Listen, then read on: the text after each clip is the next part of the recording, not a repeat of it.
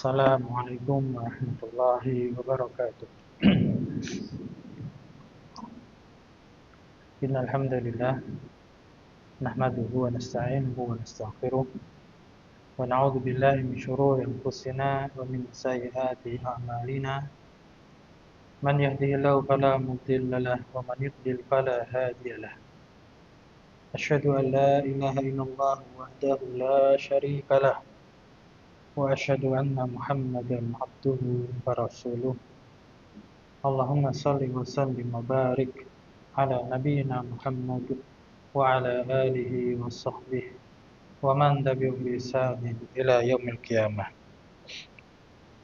Amma ba'du, fa ya ayyuhalladzina amanu taqullaha haqqa tuqatih wa la tamutunna illa wa antum muslimun. Jamaah pengajian rahimani wa rahimakumullah.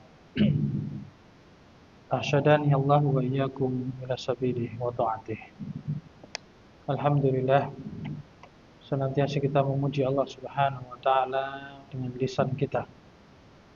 Kita perbanyak zikir kita dengan menggunakan lisan kita, mengagungkan nama Allah, memuji Allah, menyanjungnya dengan kalimat alhamdulillahirabbil alamin. Sebagai bentuk rasa syukur kita dengan lisan kita atas nikmat yang telah diberikan pada kita. Tentunya diiringi dengan keyakinan di dalam hati kita bahwasannya segala kenikmatan yang ada pada diri kita itu datangnya hanya dari Allah Subhanahu wa taala saja, bukan dari selainnya.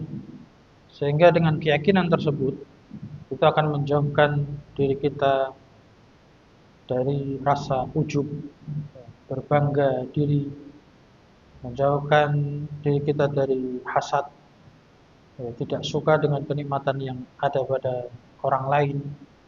Karena kita tahu dalam hati kita yakin bahwasanya seluruh kenikmatan itu dari Allah Subhanahu wa taala dan Allah lah yang telah mengaturnya. Jadi nikmat itu tidak mungkin salah alamat, salah sasaran, karena sudah diatur oleh Allah Subhanahu wa taala. Maka hendaknya kita pandai-pandai mensyukuri nikmat yang telah berikan kepada masing-masing dari kita.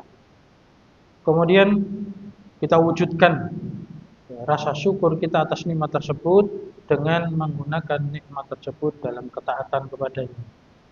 Jadi kita gunakan kenikmatan yang ada yang telah Allah berikan kepada kita untuk ketaatan kepada Allah Subhanahu wa taala, jangan untuk bermaksiat kepadanya. Karena itu namanya kufur nikmat. Jadi namanya syukur itu menggunakan kenikmatan untuk taat kepada Allah Subhanahu wa taala. Dan kita berharap kepada Allah Subhanahu wa taala agar menjadikan kita semua sebagai hamba yang pandai bersyukur atas nikmat Allah Subhanahu wa taala tersebut sebagaimana Allah memuji para nabinya. Kemudian kita juga mengingatkan pada diri kita, perlu kita ingatkan pada kita semua dalam majelis kita atau dalam kegiatan kita yang lainnya, kita juga memperbanyak zikir dan juga doa kepada Allah Subhanahu wa taala. Dan juga jangan lupa kita senantiasa mengucapkan salawat atas nabi kita yang mulia Muhammad sallallahu alaihi wasallam. Semoga Allah Subhanahu wa taala mencurahkan salat dan salam kepada beliau serta keluarganya dan orang-orang yang mengikuti beliau dengan baik di hari kiamat kelak. Jemaah pengajian rahimani wa rahimakumullah.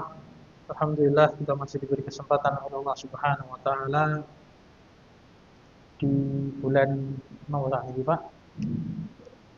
Ya, bulan Sya'ban. Alhamdulillah. Insyaallah. Ada satu bulan lagi kita sudah memasuki bulan Ramadan. Ya, bulan Ramadan, syahrul Ramadan, syahrul Quran. Ya, bulannya Al-Qur'an. Maka hendaknya nanti di bulan Ramadan kita memperbanyak membaca Al-Quran sebanyak-banyaknya. Ya. Dan tentunya agar pahalanya lebih besar, bukan yang sebanyak-banyaknya tapi juga sebaik-baiknya. Bacaannya juga baik dan juga lebih besar lagi pahalanya kalau kita tahu maknanya. Tahu maknanya, kemudian lebih besar lagi bisa mengamalkannya. Nah, lebih besar lagi disertai dengan keikhlasan kepada Allah Subhanahu wa taala saja. Nah, di antaranya usaha agar kita bisa memahami Al-Qur'an, bisa mengamalkannya, Alhamdulillah kita rutin untuk ada kajian tafsir Al-Quran. Kita lanjutkan pertemuan kita dari pekan yang lalu, masih membahas tafsir surat Wadduha. Tafsir dari surah Wadduha. Kita baca terlebih dahulu dari surah Duha. Bismillahirrahmanirrahim, dengan menyebut nama Allah yang Maha Pengasih lagi Maha Penyayang. Wadduha, Allah Subhanahu wa taala bersumpah dengan waktu duha. Jadi kalau di dalam Al-Qur'an itu banyak Allah Subhanahu wa taala bersumpah dengan menggunakan makhluk-makhluknya, dan ini adalah kekhususan bagi Allah. Jadi kita ingat namanya sumpah. Ketika bersumpahnya itu dengan selain Allah, itu hanyalah haknya Allah Subhanahu wa taala. Demi waktu, demi duha, demi malam. Itu adalah sumpah-sumpah yang khusus yang mengucapkan hanya Allah Subhanahu wa taala. Adapun kita makhluk, kita hamba, kalau bersumpah hanya boleh bersumpah dengan menyebut nama Allah. Jadi demi Allah gitu. Kalau kita bersumpah seperti itu, tidak boleh demi yang lainnya. Tidak boleh bersumpah dengan yang lainnya, karena Rasulullah bersabda, "Man halafa bi ghairillah faqad asyraka." Barang siapa yang bersumpah dengan selain nama Allah, maka telah berbuat kesyirikan. Karena itu hak khusus bagi Allah Subhanahu wa taala.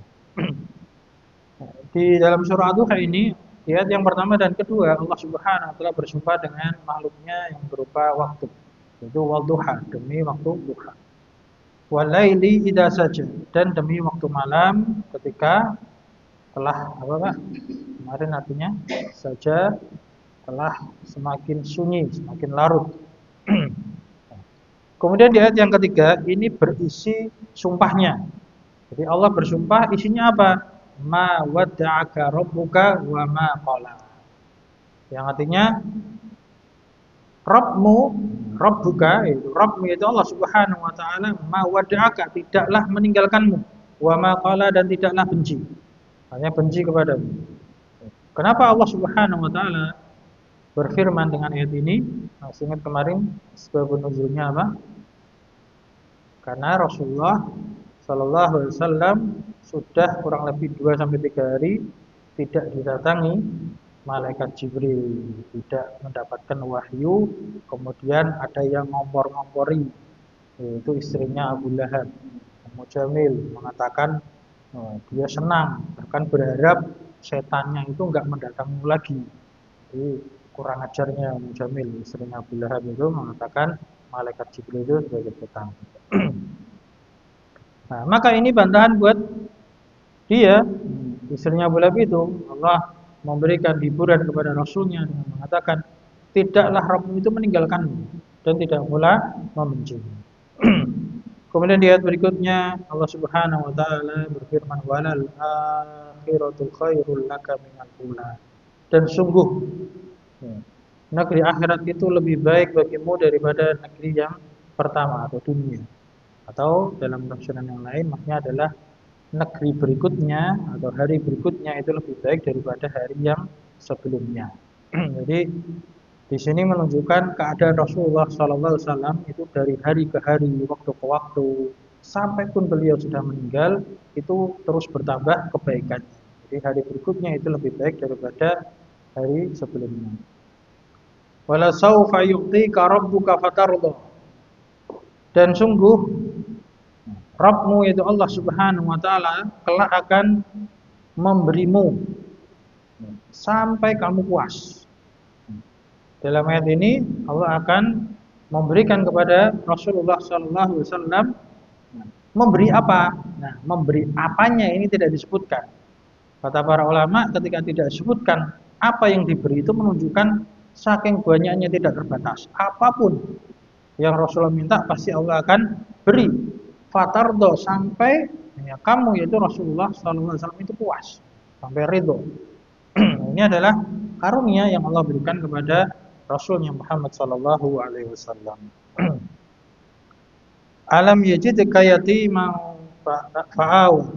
Berikutnya Allah Taala berfirman, bukankah dia Allah Subhanahu Wa Taala mendapatimu dalam keadaan yatim, lalu Allah pun melindungimu, mengayomimu, menjagamu. Wa wajadaka dhallan a'ilan fahada. Dan Allah Subhanahu wa taala mendapatimu dalam keadaan dol, artinya itu masih bingung, masih tersesat, masih belum tahu tentang apa itu Islam, apa itu iman, belum mendapatkan kitab. Fahada, maka Allah Subhanahu wa taala memberikan hidayah, memberikan petunjuk, yang mengajari dan memberikan Alkitab. Wa wajadaka 'ailan fa'aghna. Dan dia Allah mendapatimu dalam keadaan ailan, artinya fakir. Mendapatimu dalam keadaan fakir, miskin, fa'aghna. Lalu Allah Subhanahu wa taala mencukupimu, memberikan kekayaan bagimu. Lalu Allah mengingatkan di ayat berikutnya, fa'ammal yatima fala taqhar. Maka adapun terhadap anak yatim, janganlah kamu semena-mena. Takhar itu artinya merasa berkuasa, kemudian semena-mena terhadap anak yatim. Jangan demikian. Berikutnya wa ammas sa'ila fala tanhar. Dan adapun kepada orang yang minta-minta, maka janganlah kamu membentaknya, menghardiknya. Tanhar itu berucap atau berkata dengan sikap yang kasar. Ayat yang terakhir, wa amma bi ni'mati rabbika fahaddits. Dan adapun terhadap nikmat dari Rabbmu, maka ceritakanlah. Ya, dalam rangka apa menceritakan nikmat? Dalam rangka bentuk syukur. Nanti akan dijelaskan di akhir tafsir daripada surat ini, bagaimana cara kita menceritakan kenikmatan yang kita dapatkan dari Allah Subhanahu wa taala.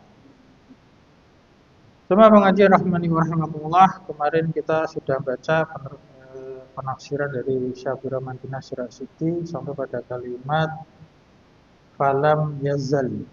Sekarang masih di tengah-tengah ini. Nanti kemarin sampai di ayat walal akhiratu khairul laka minal ula. Jadi artinya keadaan yang terakhir, jadi keadaan yang berikutnya itu lebih baik bagimu daripada yang al-ula, yang pertama. Ya. Maka kata Syekh rahimahullah taala berikutnya itu falam yazal sallallahu alaihi wasallam. Artinya maka beliau Nabi kita Muhammad sallallahu alaihi wasallam terus menerus. Ya, lam yazal itu tidak berhenti, artinya terus menerus. Ya, yas'adu fi darajatil ma'ali. Naik di dalam derajat yang semakin tinggi. Di derajat beliau sallallahu alaihi wasallam dari hari ke hari, dari waktu ke waktu, terus menerus itu derajatnya semakin naik. Jadi hari sekarang itu lebih baik daripada hari kemarin. Nah, hari besoknya itu lebih baik daripada hari sekarang. Jadi bukan hanya slogan yang biasanya kita dengung-dengungkan, hari besok harus lebih baik daripada sekarang. Itu Rasulullah benar-benar seperti itu. Benar-benar hari berikutnya itu pasti lebih baik daripada hari sebelumnya. Nah, kita hanya bisa berusaha mencontoh dan juga berdoa agar kita juga dijadikan keadaan kita seperti itu. Kemudian kata Syekh, wa yumakkinullahu Allahu dinahu. Dan Allah Subhanahu wa taala juga mengokohkan, yumakkinullahu, mengokohkan bagi beliau dinahu, agama beliau. Wa yansuruhu ala a'daihi, dan Allah Subhanahu wa taala menolong beliau di atas musuh-musuhnya. Jadi yang tadinya beliau dimusuhi oleh orang-orang kafir yang ada di sekitarnya, maka Allah tolong beliau. Allah berikan kemenangan kepada beliau atas musuh-musuhnya. Bahkan hingga banyak dari musuh-musuhnya itu yang akhirnya juga takluk, kemudian mau masuk ke dalam agama Islam. Sebagaimana dulu di tafsir daripada surah ya, idza jaa nasrullahi wal fath, surah An-Nasr. Wa yusaddidu lahu ahwalahu, dan Allah Subhanahu wa taala senantiasa meluruskan bagi beliau keadaannya.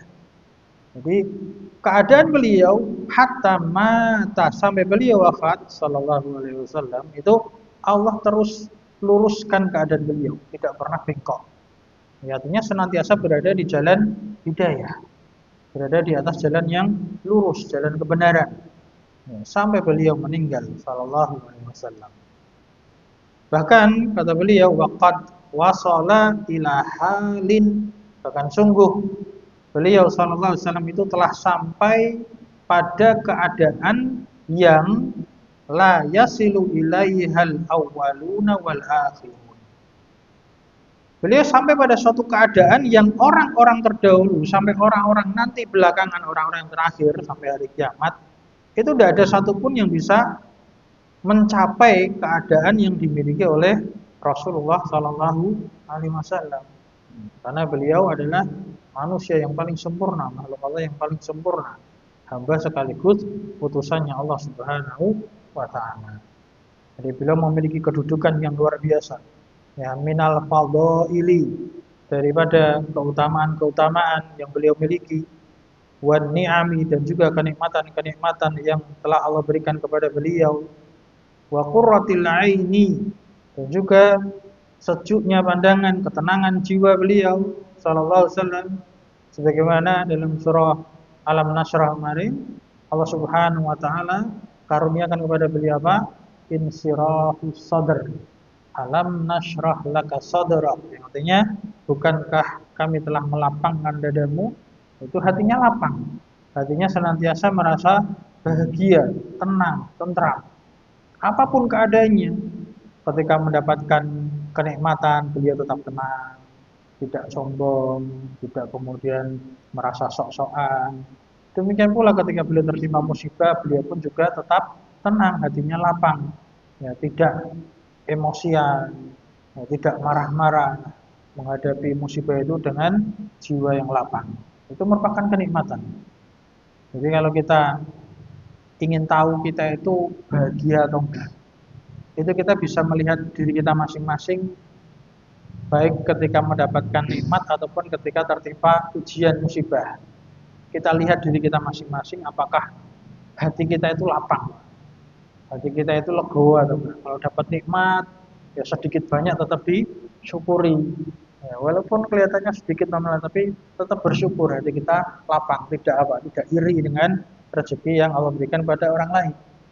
Demikian pula ketika tertimpa musibah, ujian, bencana, kita lihat diri kita, apakah kita itu marah-marah, emosi, atau kita tetap tenang, sabar, yakin bahwasanya musibah ini adalah ujian dari Allah, yang kalau kita sabar Allah akan meninggikan derajat kita, yang kalau kita sabar Allah bisa menggugurkan dosa-dosa kita melalui musibah yang kita hadapi itu, yang kita sabar terhadapnya. Nah, itu kita bisa lihat pada diri kita masing-masing sudah bahagia atau enggak. Kalau kita belum bisa merasakan itu, berarti kita belum bahagia. Jadi yang kata orang bahagia sederhana itu ternyata enggak sederhana itu, Pak. Susah itu bahagia itu. Benar-benar kita banyak-banyak berdoa kepada Allah agar melapangkan dada kita. Nah, termasuk qurratul ain. Ya, arti dari qurratul ain itu mata yang berkaca-kaca, arti aslinya gitu. Nah, ain itu kan mata yang berkaca-kaca, apa, sejuk, tenang pandangannya. Nah, kemudian dalam sebuah hadis Rasulullah SAW juga pernah bersabda, "Ju'ilat qurratu aini fi shalah." Jadi dijadikannya tenangnya pandanganku itu di dalam sholat. Jadi ketika sholat itu hatinya tenang, tentram. Nah, itulah keadaan Rasulullah SAW. Tidak jauh dengan kita. Kalau sholat itu masih mikirin kerjaan. Waduh, kerjaanku belum rampung, masih ada PR, masih ada tugas yang lainnya, masih ada bisnis yang belum selesai, masih banyak hutang yang belum dilunasi, banyak pikiran. Padahal kalau kita benar-benar tawakal kepada Allah ketika kita sholat, itulah kesempatan kita banyak-banyak bermunajat, berdoa kepada Allah. Banyak-banyak kita berdoa kepada Allah agar Allah memberikan solusi pada setiap permasalahan kita. Ya, terutama di sholat sunnah, Pak. Kalau sholat sunnah kan kita bisa berlama-lama. Kalau sholat wajib berjamaah, ya kasihan jamaahnya kalau kita berlama-lama. Jadi menyesuaikan keadaan. Nah, itu dijadikan sejuknya pandangan Rasulullah SAW di dalam sholatnya.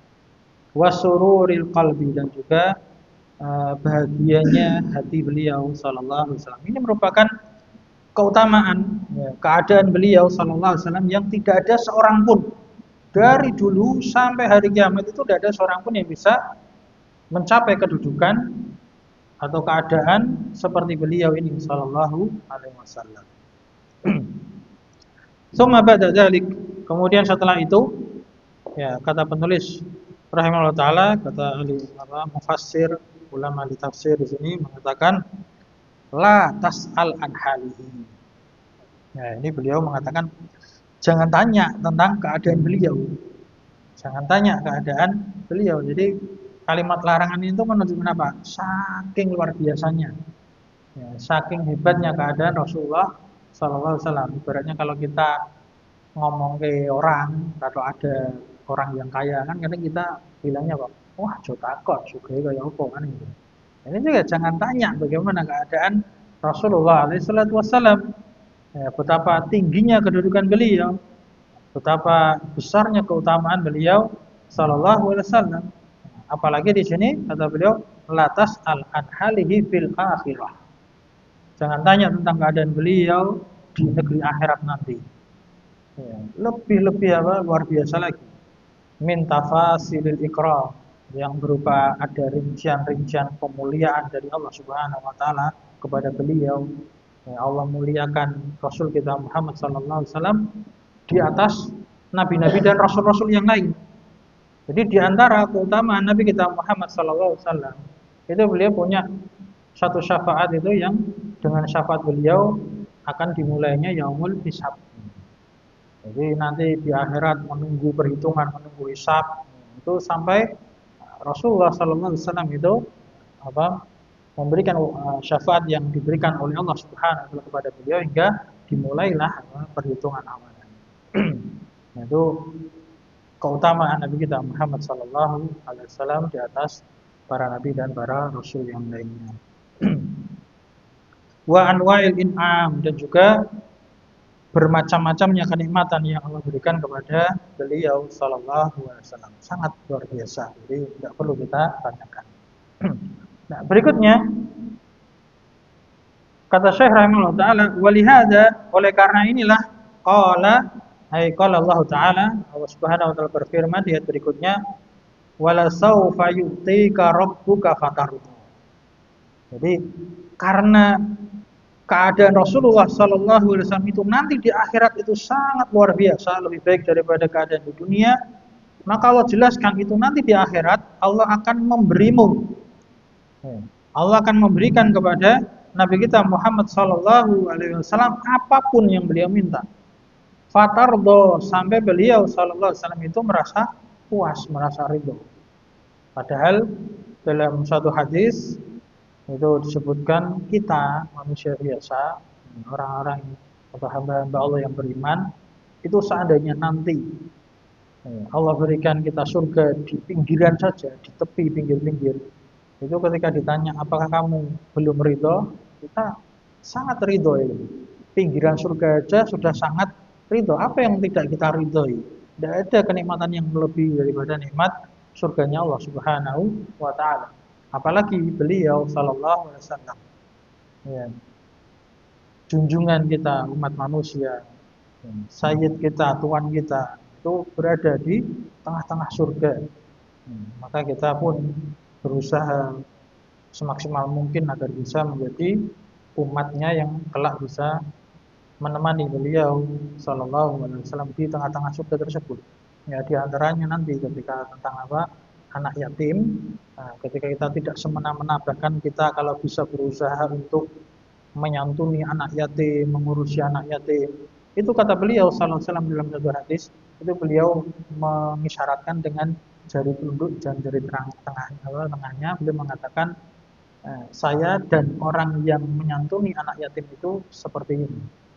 Jadi sangat berdekatan, selalu beriringan dengan Rasulullah sallallahu alaihi wasallam, bahkan sampai di surganya. Inilah merupakan keutamaan menyantuni anak yatim. Kemudian kata Syekh Sa'di rahimahullah taala ketika menafsirkan wala saufa yu'tika rabbuka fatarda, wa hadza, ini merupakan amrun, perkara la yumkinu ta'biru anhu bi ghairi hadhil ibaratil jami'ati syamilati. Jadi perkara ini pemberian Allah Subhanahu wa taala kepada Nabi kita Muhammad sallallahu alaihi wasallam sampai beliau puas. Ayat ini itu merupakan perkara yang tidak mungkin ada ungkapan lain. La yumkinu ta'biru anhu, tidak memungkinkan mengungkapkannya bi ghairi hadhil ibarah, dengan ungkapan yang lain. Jadi tidak ada kalimat yang lain lagi yang bisa al-jami'ah syamilah, yang mencakup dan menyeluruh. Makanya para ulama di tafsir itu menyebutkan, menjelaskan ketika ayat ini wala saufa yu'tika rabbuka, dan sungguh Allah itu akan memberimu, dan memberi apa-apanya itu tidak disebutkan. Kenapa? Karena ini sangat mencakup, menyeluruh segala sesuatu. Apapun yang beliau sallallahu alaihi wasallam minta, pasti Allah berikan. Maka kata Syekh rahimahullah taala, tidak ada ungkapan lain yang lebih menyeluruh dan mencakup daripada kalimat ini. Ini merupakan indahnya bahasa Arab yang Allah Subhanahu wa taala gunakan di dalam berfirman. Summa, kemudian imtanna alaihi, kemudian Allah Subhanahu wa taala menyebutkan atau memberikan karunia, menyebutkan kenikmatan yang Allah berikan alaihi kepada beliau sallallahu alaihi wasallam, bima ya'lamuhu, dengan apa yang Allah Subhanahu wa taala Maha mengetahuinya, min ahwalihi, dari keadaan beliau sallallahu alaihi wasallam, al-khassah, yang khusus. Keadaan beliau yang khusus. Yaitu apa? Dulunya, sebelum jadi nabi, ketika masih kecil. Ya, bagaimana keadaan beliau sallallahu alaihi wasallam? Allah firmankan di sini, Allah abadikan. Faqala, maka Allah Subhanahu wa taala berfirman, alam yajidka yatiman fa'awa. Bukankah dia Allah telah mendapatimu dalam keadaan yatim, fa'awa, maka Allah Subhanahu wa taala melindungimu, menjagamu, merawatmu, mengayomimu.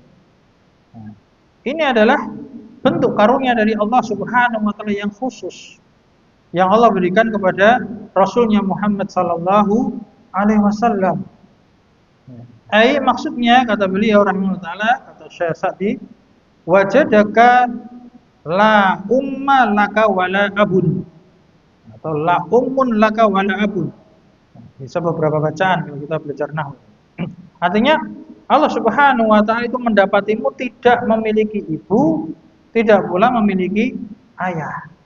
Sebagaimana telah kita ketahui dalam pelajaran-pelajaran sirah, dalam pelajaran sejarah Nabi, itu beliau Nabi kita Muhammad sallallahu alaihi wasallam itu adalah orang yang yatim, sejak belum lahir. Karena ayah beliau sallallahu alaihi wasallam itu sudah meninggalkan beliau, meninggal dunia sejak beliau masih di dalam kandungan ibunya. Adapun ibunya setelah melahirkan beliau hingga usia beberapa tahun, ibunya pun meninggalkan dunia. Maka Rasul kita Muhammad sallallahu alaihi wasallam benar-benar dalam keadaan, kalau dalam bahasa Indonesia itu yatim piatu. Yatim piatu, sejak kecil.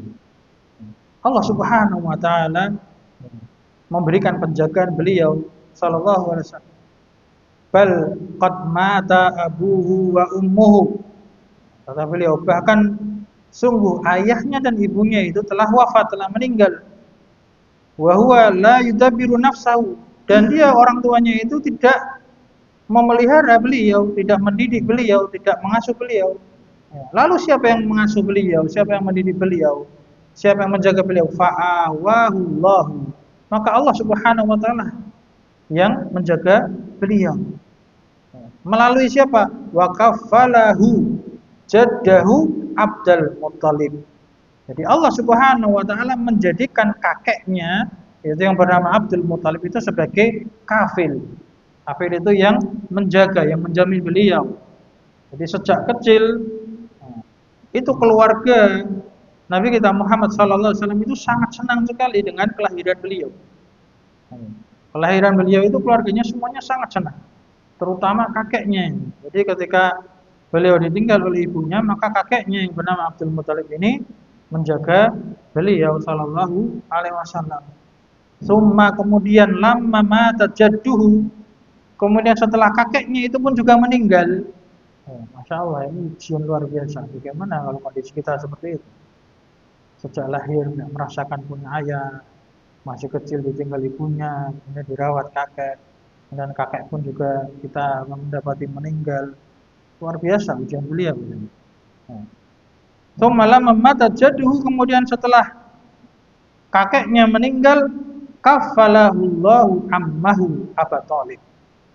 Maka Allah Subhanahu wa taala menjadikan pamannya yaitu Abu Thalib yang menjadi kafilnya, yang melindungi beliau sallallahu alaihi wasallam.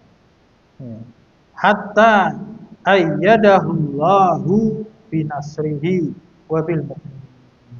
Sampai Allah Subhanahu wa taala menguatkan beliau dengan pertolongan Allah Subhanahu wa taala dan juga melalui perantara orang-orang yang beriman yang menjadi pengikut beliau sallallahu alaihi wasallam. Jadi gangguan demi gangguan dialami oleh beliau sallallahu alaihi wasallam ketika masih ada kakeknya yang melindungi. Itu orang-orang kafir itu yang membenci beliau itu sudah sejak kecil mengganggu beliau, banyak yang mengganggunya. Kakeknya sudah meninggal, kemudian digantikan oleh pamannya yaitu Abu Thalib. Maka setelah mereka meninggal, Rasulullah SAW sudah dewasa, kemudian Allah kokohkan agamanya, Allah kuatkan kedudukan beliau, Allah tolong beliau dengan banyaknya orang-orang yang beriman yang mengikuti beliau dan juga membantu beliau Sallallahu Alaihi Wasallam. Itu keadaan beliau ketika masih kecil. Kemudian keadaan beliau berikutnya, kata Allah Subhanahu Wa Taala, wa wajadaka dhallan fahada. Dan Allah Subhanahu wa taala mendapatimu dalam keadaan dhal. Dhal itu kalau dalam bahasa Arab artinya seseorang yang belum tahu atau tersesat atau bingung. Jadi bukan berarti dhal itu tersesat karena aliran sesat, bukan gitu. Tapi sesatnya masih bingung, belum tahu apa-apa. Kata beliau maksudnya adalah wajadaka la tadri mal kitabu walal iman. Allah Subhanahu wa taala mendapatimu itu belum tahu apa itu kitab, apa itu iman. Karena beliau masih manusia biasa, masih belum diangkat sebagai nabi dan rasul. Ini sebagaimana nabi-nabi yang lainnya, sebagaimana Nabi Ibrahim alaihissalatu wassalam ketika beliau belum yakin, belum mendapati Allah Subhanahu wa taala, beliau masih mencari Tuhan. Dikiranya bulan itu Tuhan, tapi kok ketika pagi hari hilang, masuk Tuhan hilang. Kemudian ketika siang hari melihat matahari, jangan-jangan ini Tuhan saya. Karena apa? Lebih besar. Kiranya gitu, kiranya Tuhannya mana? Tapi ketika sore hari hilang, terbenam, masuk Tuhan hilang. Masih bingung, masih mencari apa? Masih mencari Tuhan, masih mencari jati diri. Demikian pula Nabi kita Muhammad SAW sebelum menjadi Rasul, beliau masih mencari jati dirinya hingga Allah Subhanahu Wa Taala memberikan petunjuk. Kata Syekh di sini, fa'allamaka. Lalu Allah Subhanahu Wa Taala mengajarimu, memberikan ilmu kepadamu, ma lam takun ta'lamu, terhadap apa yang dulunya kamu tidak mengetahuinya. Wa waffaqaka, dan Allah memberikan taufik kepadamu, memberikan hidayah kepadamu. Li ahsanil a'mali wal akhlaqi, memberikan taufik hidayah untuk amal yang paling baik dan juga akhlak yang paling mulia. Itu semua adalah petunjuk dari Allah Subhanahu wa taala. Itu semua adalah karunia dari Allah Subhanahu wa taala kepada beliau alaihi salatu wassalam. Kemudian kata Allah, atau firman Allah Subhanahu wa taala berikutnya, wa wajadaka 'ailan fa'aghna. Dan Allah Subhanahu wa taala juga mendapatimu dulunya itu apa? 'Ailan ay faqiran. Jadi Allah Subhanahu wa taala mendapati beliau sallallahu alaihi wasallam dulunya itu fakir. Dulunya itu apa? Miskin. Sampai beliau bekerja sebagai pengembala. Jadi digaji, diupah, bekerja sebagai pengembala. Hingga Allah Subhanahu wa taala memberikan kecukupan pada beliau sallallahu alaihi wasallam, fa'aghna, maka Allah memberikan kekayaan, kecukupan kepada beliau alaihi salatu wasallam. Di antaranya yang sudah disebutkan, yang paling pertama itu ketika beliau awalnya adalah seorang yang bekerja kepada seorang wanita yang bernama Khadijah radhiyallahu taala anha, yang akhirnya jadi istri beliau. Tadinya beliau bekerja sama Khadijah, yang tadinya pekerja akhirnya jadi bos. Malah jadi apa? Suami daripada bosnya. Jadi bosnya bos istilah gitu. Insyaallah. Ini merupakan karunia dari Allah Subhanahu wa taala, yang tadinya Allah mendapati beliau orang yang fakir, kemudian Allah memberikan kekayaan pada beliau alaihi salatu wassalam. Ya. Kata Syekh, bima fatahallahu alaika, dengan apa yang Allah bukakan atasmu. Ya, Allah bukakan pintu rezeki, minal buldani, daripada negeri-negeri. Ya, ketika dengan peperangan, kemudian bisa menaklukkan negeri yang lain, alati jubiyat laka amwaluha wa kharajuha, yang dari negeri-negeri itu yang bisa dikuasai melalui peperangan itu diberikan untukmu harta-hartanya dan juga perbendaharaannya.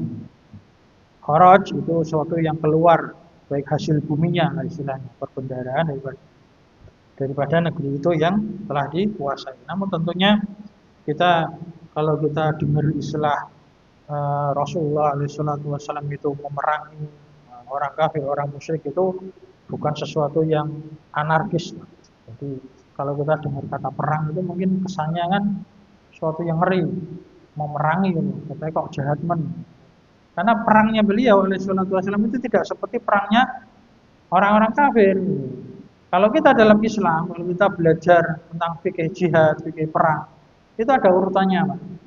Islam itu tidak serta-merta di dalam syarat Islam ada syariat jihad atau perang itu langsung perang, itu tidak demikian. Perang itu jalan terakhir. Jalan terakhir, karena tujuan perang itu tujuannya apa? Li'ila'i kalimatillah, untuk meninggikan kalimatnya Allah, yaitu la ilaha illallah. Artinya perang itu jalan terakhir. Yang pertama itu apa? Ditawari terlebih dahulu, tawarkan ya, kepada orang-orang kafir untuk masuk Islam. Dan penawaran itu dengan cara yang lemah lembut. Ayo masuk Islam, dengan masuk Islam itu kamu bisa selamat dunia, akhirat, bisa masuk surga bersama-sama. Jadi Islam itu apa? Bukan agama yang egois, pengen masuk surga sendiri, bukan, tapi ingin mengajak semua umat manusia itu masuk ke dalam surganya Allah Subhanahu wa taala. Sebagaimana banyak dalam hadis, dalam kitab tauhid juga ada, Rasulullah mengutus Mu'adz bin Jabal ke negeri Yaman, yang di negeri Yaman itu banyak orang-orang ahlu kitabnya, orang Nasrani, orang Yahudi, itu banyak. Maka kata Rasulullah SAW kepada Mu'adz bin Jabal, ya, untuk apa? Awal pertama kali yang kamu tawarkan kepada mereka adalah tawarilah untuk masuk agama Islam. Tawari untuk masuk agama Islam, tidak serta-merta langsung datang ke wilayah musuh, wilayah orang kafir langsung bunuh, tidak demikian. Tapi tawari lebih dahulu. Dan penawarannya adalah masuk Islam. Jadi bukan kepentingan pribadi. Bukan ditawari, yuk masuk ke partai gue, yuk masuk ke golonganku, yuk masuk ke kelompokku, tidak. Tapi maksudnya untuk apa? Untuk menyembah hanya kepada Allah Subhanahu wa taala. Jadi syarat Islam itu seperti itu, dakwahnya itu mengajak umat manusia agar beribadah hanya kepada Allah Subhanahu wa taala. Bukan ajakan untuk masuk ke partai tertentu, kelompok tertentu, golongan tertentu, bukan. Tapi ajakannya adalah ajakan untuk mentauhidkan Allah Subhanahu wa taala.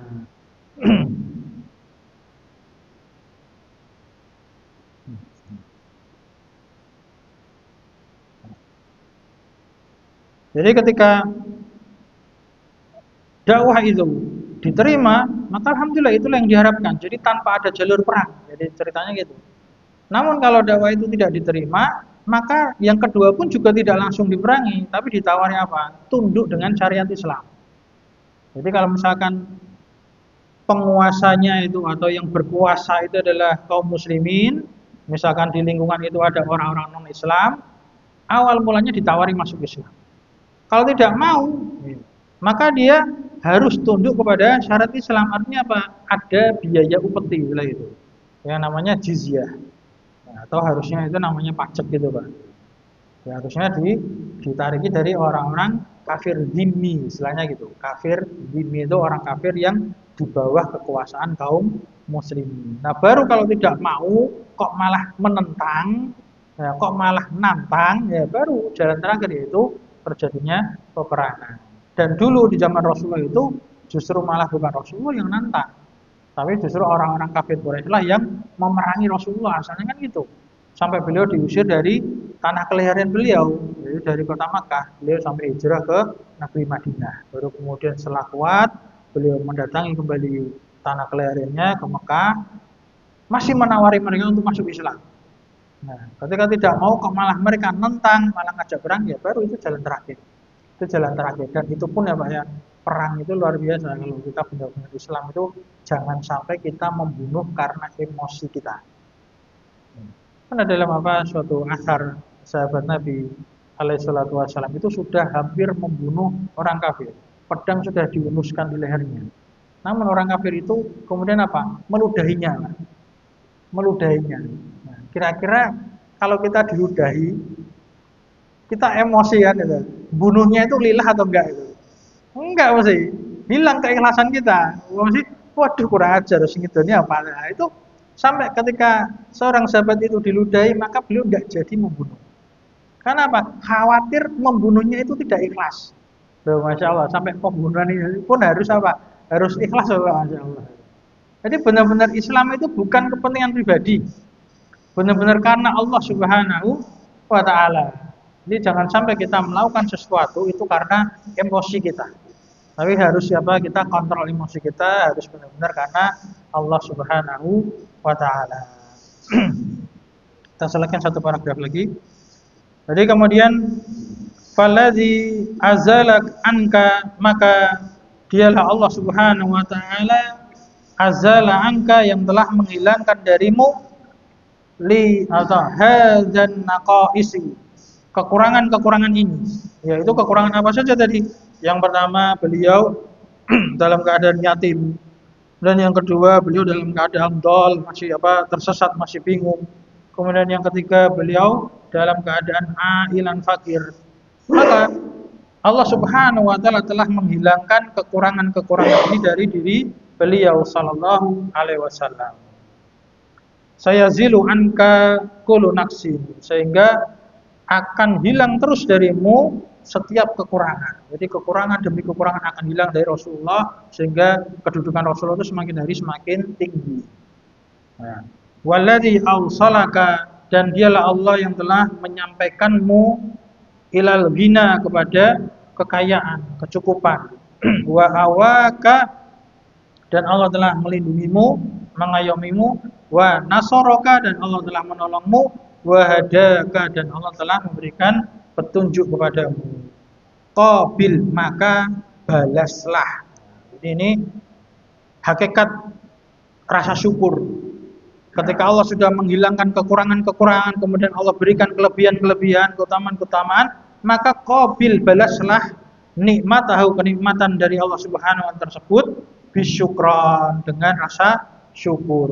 Nah, rasa syukurnya itu bagaimana? Itu insya Allah kita lanjutkan di pertemuan yang akan datang. Itu di ayat-ayat berikutnya.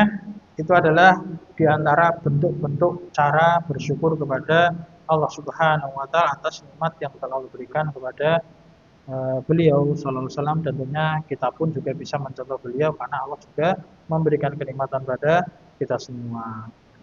Semoga apa yang kita sampaikan ini bisa menambah keimanan kita kepada Allah dan Rasul-Nya, serta meningkatkan ketakwaan kita kepada Allah Subhanahu wa Ta'ala. Aqulu qouli hadza astaghfirullahaladzim li wa lakum wa lisa'iril muslimin wal muslimat fastaghfiruhu innahu huwal ghafurur rahim. Subhanakallahumma wa bihamdik, asyhadu an la ilaha illa anta, astaghfiruka wa atubu ilaik. Alhamdulillah. Assalamualaikum warahmatullahi wabarakatuh.